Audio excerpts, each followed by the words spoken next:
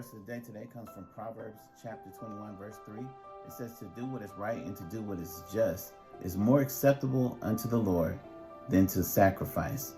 Now here's King Solomon letting us know that back in those days, before Jesus died on the cross, the only way you could be forgiven was to make an animal sacrifice.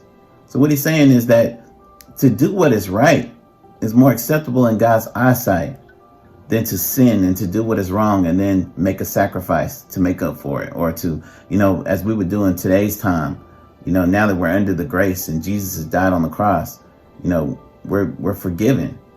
And now a lot of times we intentionally sin and say, well, I'm under grace. Jesus forgives me. But it's better, it's more acceptable unto God for us to do the right thing in the first place, to make the right decision in the first place. The Bible lets us know in James chapter 4, verse 17, to him that knows what is right and doesn't do it, that is a sin.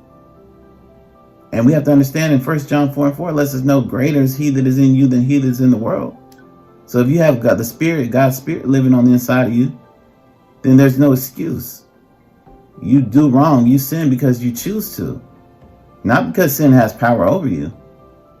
James chapter 4, verse 7 lets us know that if we submit ourselves unto God and we resist the devil, he has no choice but to flee. Temptation has to flee. 1 Corinthians chapter 10, verse 13 lets us know that. Amen. So we have to understand that and get in our spirit that it comes down to ultimately us making the right choice, us making the right decision, regardless of what everybody else is doing. You have to do what's right.